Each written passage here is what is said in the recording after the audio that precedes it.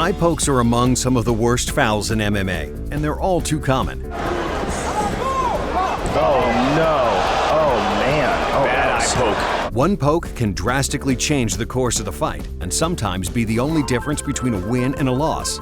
Earlier this year, the unified rules of MMA were revised, and one of the more notable changes was making it a foul to extend your fingers towards your opponent's face. This was to deter the frequency of eye pokes. Fingers closed, Thiago.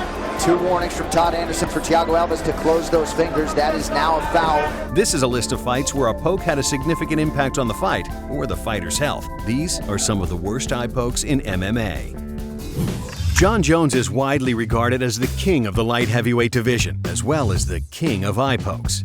Oh yeah, right in there, man. Jones has worked for years perfecting his eye poking game and has honed it down to an exact science. Jon Coke Dick Jones has poked his opponent in the eye in almost all of his UFC fights, including Alexander Gustafsson. Hold on, he got poked. Quinton Jackson, Glover Teixeira, Daniel Cormier, and more.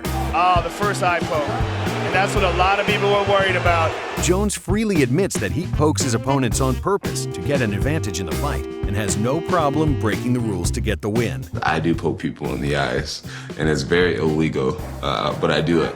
Now I'm kind of known for it, and Jones is famous for ignoring the rules, both inside and outside of the octagon, and has been caught breaking just about every rule and law in the United States of America, up to and including driving while high.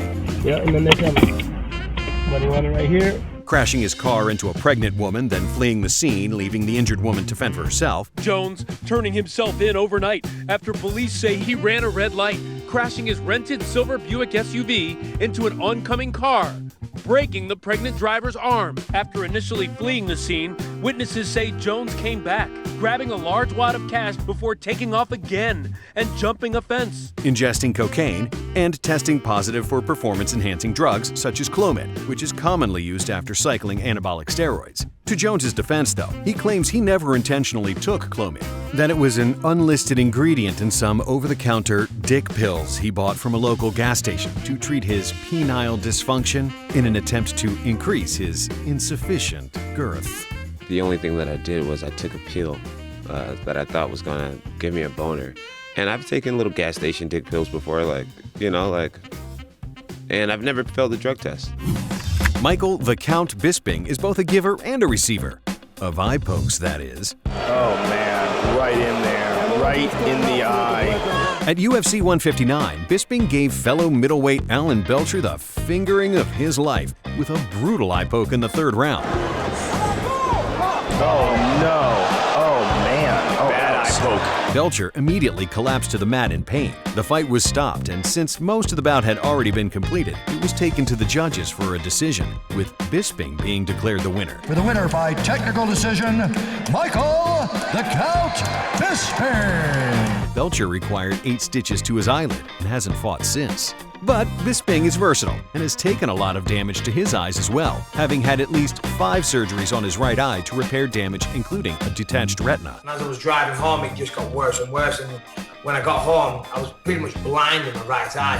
While not an eye poke, Vitor Belfort caused a significant amount of damage to Bisping's eye with a kick at UFC on FX. As Bisping stated, Vitor Belfort head kicked me, and that's what caused my detached retina. Since then, I've had 5 surgeries, and my eye is never going to look the same again. That was one of the reasons why I said I was never fighting anybody else with a steroid history. Vitor, who was practically lactating testosterone at the time, caused Bisping to suffer a detached retina and required surgery to repair the eye.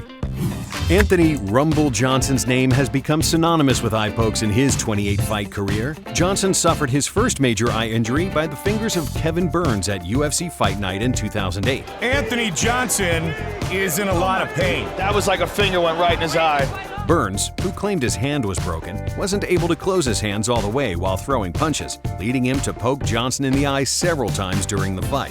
He might have gotten poked in the eye, but now he seems to be fine. Might have got poked in the eye there. Got caught in the eye, I guess, again. Mazzagatti warns Burns to watch the fingers. Referee Steve Mazzagatti warned Burns multiple times to keep his fingers out of his opponent's eyes, but Burns continued to poke and prod Johnson until midway through the third round when Burns landed the most devastating poke of the fight. Oh my goodness! This fight, they're stopping the fight. Steve Mazzagatti, being Steve Mazzagatti, called off the fight, but instead of disqualifying Burns for the illegal eye poke, declared him the winner via TKO, despite the replay clearly showing the illegal poke. Clearly, Kevin Burns poked Anthony Johnson in the eye. You see him react to it. Johnson appealed the decision in an attempt to have the loss removed from his record, but the Nevada Athletic Commission rejected the appeal due to lack of remedy. Johnson has been poked many times throughout his career, including once by Josh Koscheck. Poke right to the eye, man. And another time by DJ Linderman, which only seemed to anger him. Johnson, and he took an inverted shot in the eye. Oh! And dropped him! Oh, man! That is it! Travis Brown defeated former UFC fighter Matt Mitrione during a UFC Fight Night bout in 2016, but not without its fair share of due controversy. He's got an advantage with his height and length. Oh, poked the eye. Oh, no. That was a bad one. That was a bad one. Brown, known primarily for dating Ronda Rousey and a 2015 domestic violence claim, won the fight via TKO in the third round. Throughout the fight, Brown landed 2 eye pokes, one in the first round, then another in the second, and possibly another in the third if he had more time to work. The pokes conveniently came after Brown was being hit with hard punches from Mitrione. Both pokes got Brown out of a dangerous situation, and the ref even allowed Brown to continue attacking Matt even after the second eye poke. Mitrione tagged him again. Oh no, another poke. The battle continues right here.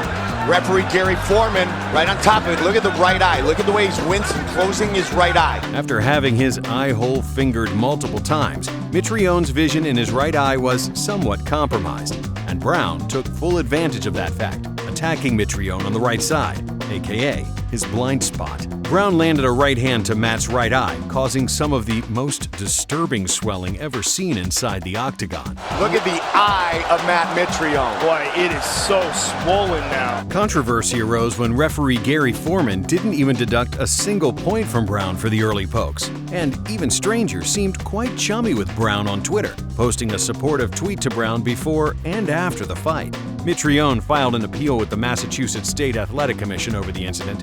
The appeal was promptly denied. Brown also poked Fabricio Verdum in the eye at UFC 203, but wasn't deducted a point for it.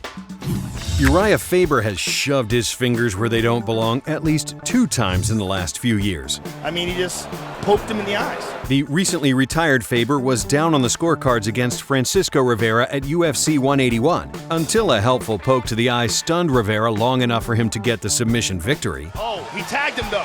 He hurt him. Francisco's hurt. Faber looking to finish this fight. It is all over! Referee Mario Yamasaki didn't notice the poke, and Faber took full advantage, submitting his opponent via a bulldog choke. Here it is, right there. Oh my goodness. Without a doubt, right in the eye. Rivera suffered a crack in his retina and required surgery to repair it. Rivera also filed an appeal with the Nevada Athletic Commission in hopes of overturning the loss. The appeal was denied. Faber has made a habit of poking people named Rivera, as he also poked Jimmy Rivera in the eye hole as well. I mean, he just poked him in the eyes. The poke came midway through the third round at UFC 203. Fortunately, Rivera was able to continue and went on to win a unanimous decision. Rivera also suffered a cracked retina. But I got eye poked, and I haven't. The last 3 minutes of rounds, I couldn't see anything in my right eye. What was going on, and how bad was it? I can't see still. And a few honorable mentions. Phil Davis landed a fight-ending poke on Wagner Prado at UFC Fight Night. Accidental eye poke. Brandon Vera doubled down on his fouls and landed a groin shot and poke simultaneously. There's the low kick and then a poke to go with it. Double damage. Mo landed a devastating eye poke on Curly during an unsanctioned bout in 1939. Mo! I can't see! Thanks for watching. Be sure to subscribe.